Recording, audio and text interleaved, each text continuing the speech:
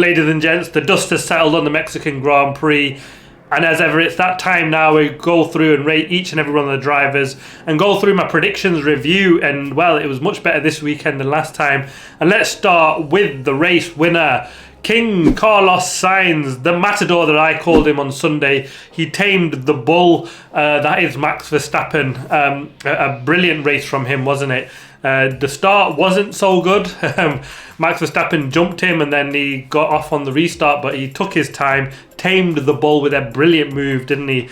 On Max Verstappen, a real late deep dive into the first corner. I think he caught Max by surprise, which takes some doing to do that. And from there on, his first stint was absolutely brilliant, which set him up for the race win in the end. Had he not had such a good first stint, I think Lando Norris would have been in with a fight because he was coming fast at the end of the race, wasn't he? But that early first stint where he built a 12-13 second lead on second place Charles Leclerc was absolutely tremendous, set him up for a fantastic win. So good to see him take that in his final few runs for Ferrari. And who's to say it's going to end here? This guy is on a real roll, hasn't he? Been fantastic for the team, and, well, he's going to be a credit going to Williams next year. They'll be licking lips to get a guy of this standard. He's been, brilliant. His qualifying was fantastic. Beat Charles Leclerc to pole position comfortably in the race. Nothing less than a 10 out of 10 weekend for Carlos Sainz, and I'd be hoping for more and similar going into the next few races. Second place man, Lando Norris. He started in third place and, it looked like his race would end there, wasn't it? Got in and caught up with Max Verstappen, which was actually really exciting. Max had an issue with his battery at the time. Lando caught him. We all know what's happened there. I think the penalties were right, and, well, Norris can be hard done by here with choosing his words carefully. He's got his best mate on one side in Max Verstappen, and he really is eager to keep that relationship, isn't it? And it shows why it's so tough at the front to have these friendships. We've seen what happened before with, Lewis Hamilton and Nico Rosberg when they're fighting for a championship. It really tests your friendship there in these moments. And can you really be friends when you're fighting for championships like this? I guess you can, but you've got to just expect, what you get on racing and just leave it at racing. I think that's what Max Verstappen is so good at doing, isn't he? So good at decompartmentalizing these scenarios. You can compartmentalize these scenarios, Max Verstappen. I got there in the end. Being on a racetrack, a racing driver, and being friends and outside and distinguishing the two. He's very, very good at that. It's clear that's, racing is just racing, and outside of that he's Max Verstappen, and they're two very almost different characters, aren't they? And it's going to test his relationship with Max, but this is, part of the growing up for Lando Norris. His racing was pretty decent. He was almost like he was a bit scared of getting close to Max Verstappen after that, wasn't he? He was really wary of taking that lunge and dive on Max. Lucky for him, obviously, Max got the 20-second penalty and he kind of didn't really need to do that. Max pitted early, but staying behind him kind of cost him potentially for that race win, wasn't he? He was decent pace and then lost more time stuck behind Verstappen, who was really slow and struggling on his tyres. And that potentially cost him the chance for a win, not being able to take Max Verstappen in that early phase quickly. And therefore, I think he'll be a little bit disappointed, but overall, I think very happy. Managed to beat one of the Ferraris, and that didn't look on. And takes a good chunk out of Max Verstappen's lead, and we're now talking about potentially this title battle being on. It's closer to being on, isn't it? Another couple of big results like that where Max falls away, and now Lando Norris actually taking the win, where he'll take massive chunks out of Max Verstappen's title. That Red Bull really struggling in race trim. They're still managing to get the one lap pace out of that car, or Max is at least, but in the race he's still falling backwards, isn't he? The Ferraris look absolutely tremendous, but Lando Norris, he can be very happy, I suppose, with his second place. A decent, real result from him. At one point in the weekend, it looked like he should have been on pole and comfortably running away with it. It didn't really materialise like that, but I'm going to give him a 9 out of 10 because I thought it was a pretty solid, decent weekend from Lando Norris. Third place, Charles Leclerc, and he was actually really annoyed, wasn't he, at the end of the race? He didn't really congratulate Carlos Sainz as he got out of the car, just walked past him, and Sainz was a bit taken aback by that. He didn't really get that congratulations. Not sure what the beef was with Sainz, unless he was just disappointed at losing second place to Lando Norris. He should have comfortably been second place, but absolutely chewed his tyres. And this is where we've seen before, Charles Leclerc does seem a lot harder on his tyres than Carlos Sainz. It happened in a couple of races before, didn't it, where he chewed his tyres and he was just a sitting duck in the end. It's happened to him again. Is he just pushing and racing too hard? Did he need to race hard? Or was that his plan, just to try and hope that you can pass Sainz and then manage tyres from there? I'm not really too sure on that. But then pitted, got the fastest lap, and it's a brilliant result for Ferrari, isn't it? The 1-3. Disappointing, it probably wasn't a 1-2 after Austin. It looked like that should have really been on, and I think that's why probably Charles Leclerc was disappointed at the end of that race. But yeah, another great pass on Lando Norris and Max Verstappen, Austin-esque, wasn't it, again, where he just took advantage of them two squabbling, gained a couple of places. He'll be just most disappointed that he just couldn't hold on to that second place from there, but got the point for the fastest lap in the end. And yeah, I think it was a pretty solid race from Charles Leclerc. I'm going to go for a 9 out of 10. I thought he was pretty solid and a really good job from him. Fourth place, Lewis Hamilton started in 6th and, well, finished in 4th. It was a really strange weekend for him, wasn't it? He wasn't good in qualifying, and then in the race as well, in the early starts, he just didn't start well at all. Under pressure from George Russell, and, well, he got passed by George Russell, but then came strong. I think that's more to Russell having some front wing damage, but it was really surprising to see that a car spec'd up into upgrade full on Lewis Hamilton's car versus George Russell's car, who was well, back to Miami spec. He was so far back with little upgrades, and there was little to pick between the two, wasn't it? Especially down the straights, you thought Lewis Hamilton and breezed past having probably a more aero efficient car than George Russell. It just wasn't to be, which was really strange. But overall, I think he'll be very happy. He made up a couple of places, probably the best he could have hoped for. He beats a Red Bull. I don't think they thought that was on the cards. Had Max Verstappen not had the penalties, I think he would have finished ahead of both Mercedes, if I'm being honest. But yeah, overall, I'm going to give an 8 out of 10 for Lewis Hamilton. Probably the best he could have hoped for in the race in the end. And follows home his teammate, 5th place, George Russell. Started there, finished there in the end, and he'll be most disappointed. Good job right at the start, past Lewis Hamilton, and then it looked like he'd be sailing away, and then got some front wing damage. I'm not sure how he managed to do that. And from there on, he was really slow, and then held off Lewis Hamilton for quite a good number of laps, didn't he? I thought he did quite well with his defence there. George is a steely character, isn't he? But overall, let that go in the end. I'm going to give him a 6 out of 10. It wasn't fantastic and not as a disastrous weekend either. 6th place, Max Verstappen, and started in 2nd, and he had, well, probably the worst race of his season, I think, so far. I was going to say career, but yeah, the 2 penalty points, or 10-second penalties, well deserved. He completely ran Lando Norris off wide for his first penalty. I think he was a bit unlucky with the way the Ferrari was parked on that inside, where he kind of couldn't really run deep like he would have, and then really claimed that first apex, and I think that's probably why he got caught out a little bit with that one. He should have really given that place back, because that was one where he could have avoided that penalty. And then the second one almost straight after, which was, I think he almost just lost his head, was a mad dive bomb, wasn't it, on Lando Norris.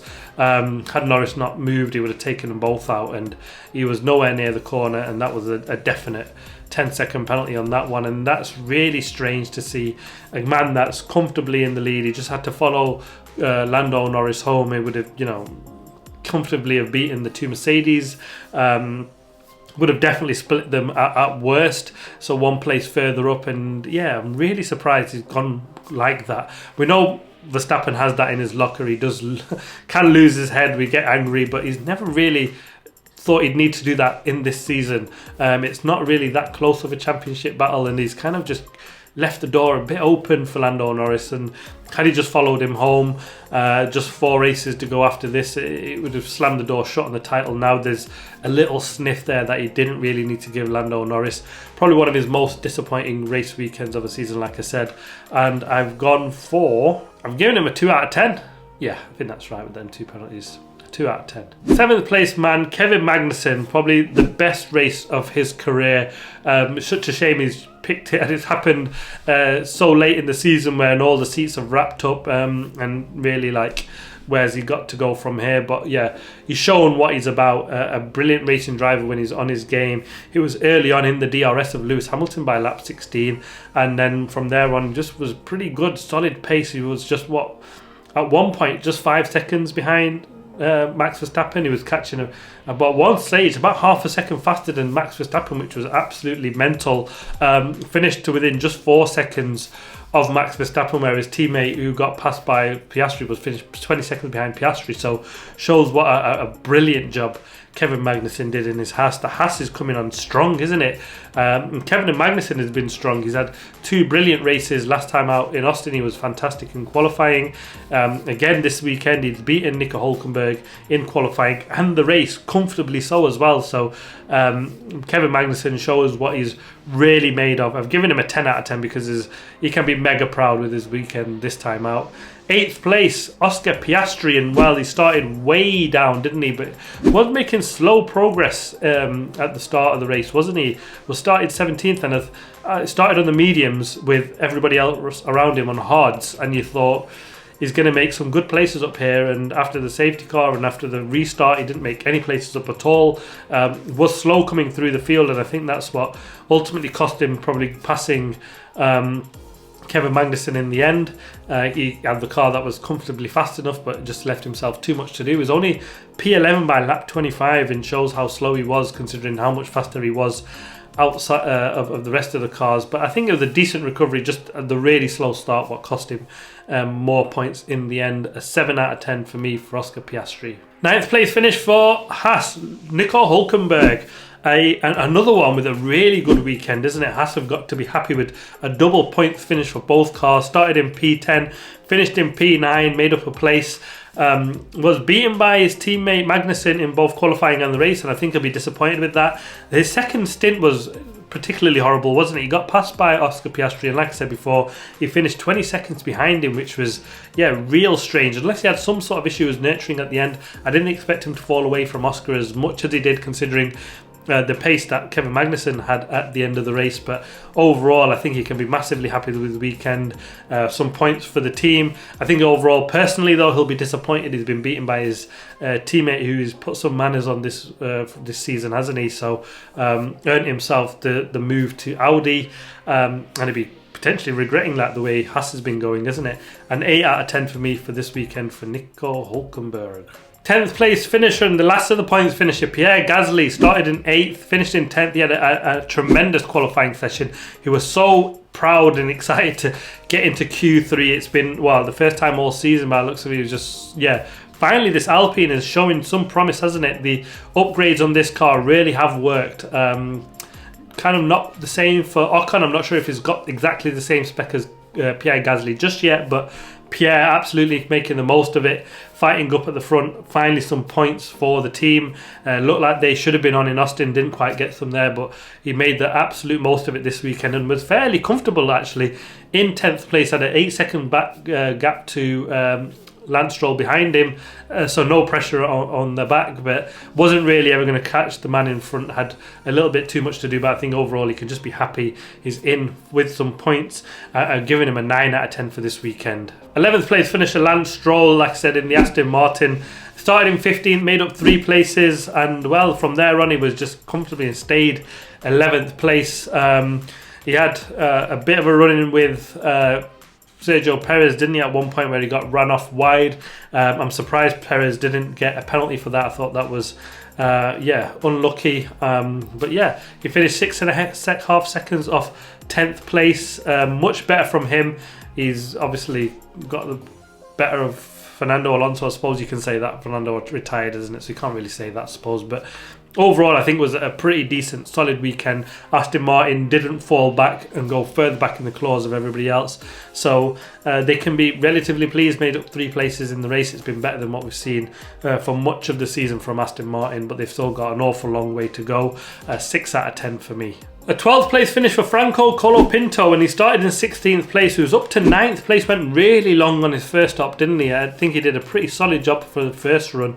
And then when he came out, was in a battle with sort of everyone, wasn't he? And then had that collision with Liam Lawson, a decent tight battle.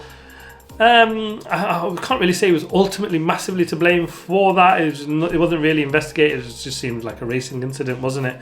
But yeah, good hard racing. He'll be disappointed he wasn't fighting for some points. I think a better qualifying session might have seen him up in there fighting for points. Like Williams was pretty decent, wasn't it, this weekend?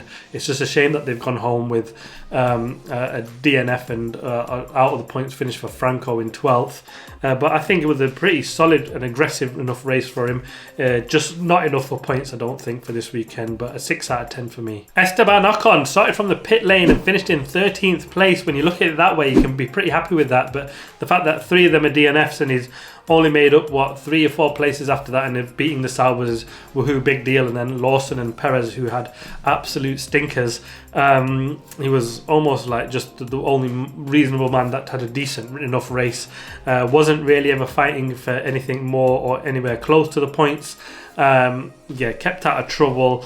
A fairly easy, steady race for him. A 5 out of 10. Nothing special at all from Ocon. 14th place finish with Valter Bottas. He started in 15th, the first time he's been into Q2 all season.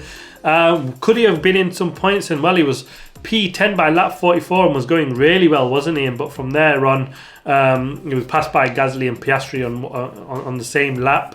But he had a very good race, though. We've got to give him that. And the absolute stinker of the car. Shame it's no points, but he's almost got to have almost the most unrealistic, strange scenario for that to play out and him to nick some points. We've not had that kind of Grand Prix yet. Only 4 races to go. It could potentially still come and they go and gain a point somehow, but I just can't see it with normal racing as we're getting for most of this weekend. It's so close up ahead of them, and these guys just seem quite a bit out of touch, don't they? But I think that was a really good, solid job from Valtteri Bottas.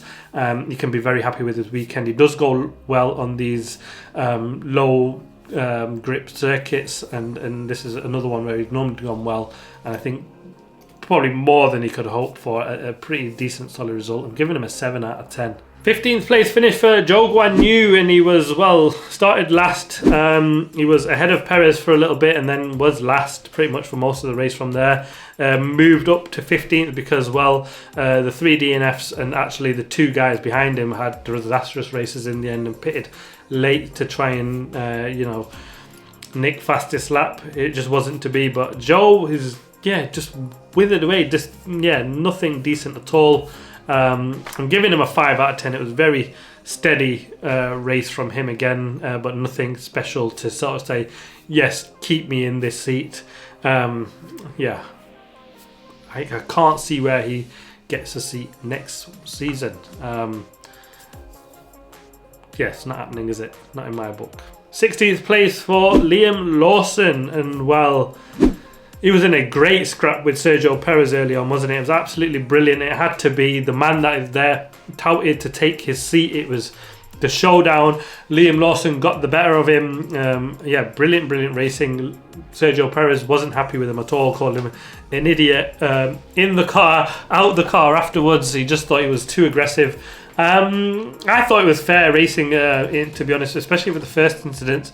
I didn't think it was anything too untoward. Raced him hard, but ultimately pretty fair. I know Sergio was disappointed with that, but it just seemed like one of the races where kind of what happened to Yuki Tsunoda last time for Lawson this time, isn't it? Where in a scrap all race, got stuck behind cars, battling away. The car had pace when it was in clean air, but actually couldn't make the most of it, and he was really frustrated in the end.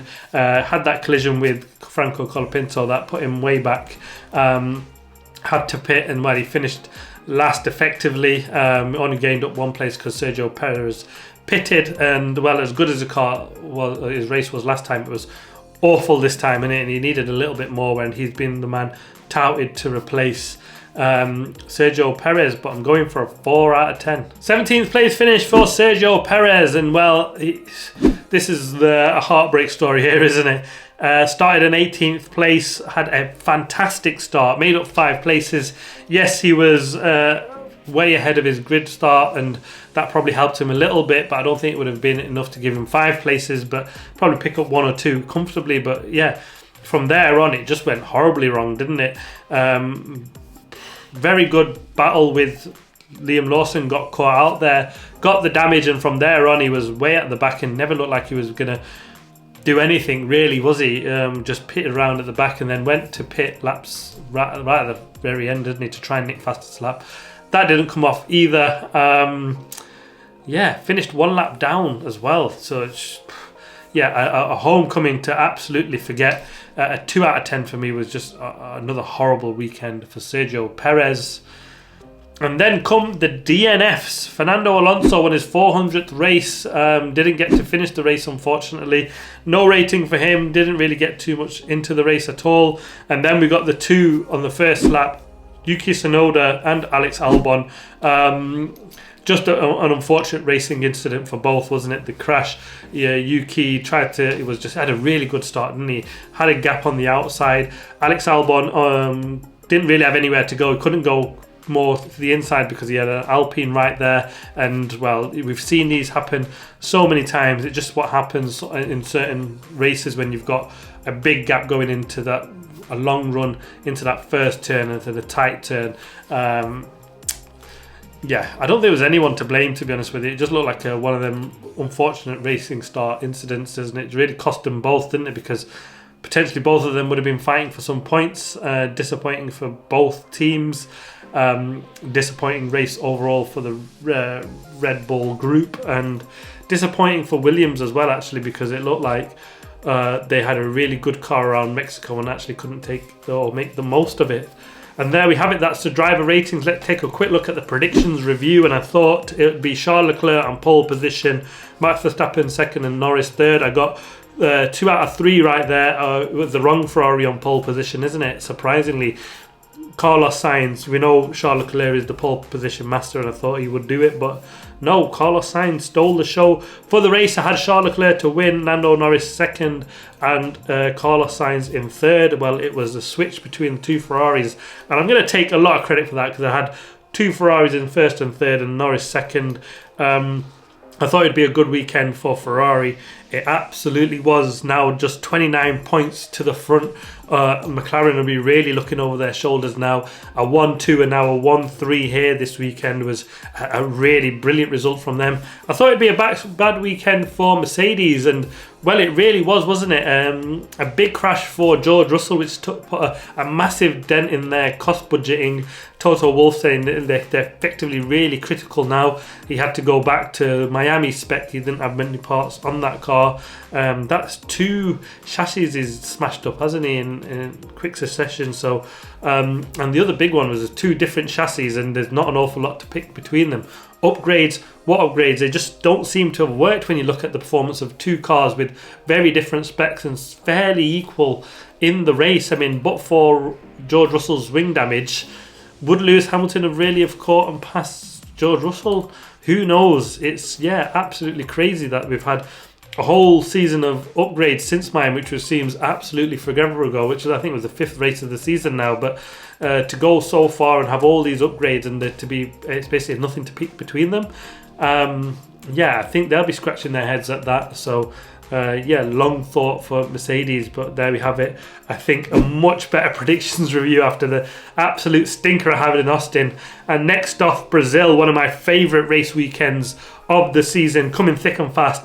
The sprint race qualifying on Friday, the sprint race and qualifying on Saturday, and the main race on Sunday. It always delivers. Can't wait for the action to get going. Watch out for the Brazil Grand Prix preview coming soon.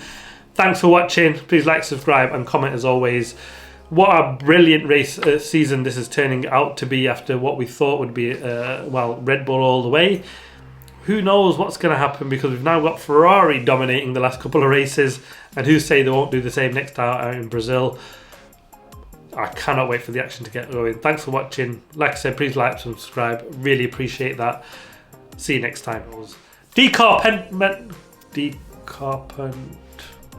can't really say the word. Compartmentalizing these scenarios. But you can decompartmentalize. You can decompartmentalize. How the hell do you say this word? You can compartmentalize. Not decompartmentalize. Is that even a bloody word? Didn't match. You can compartmentalize.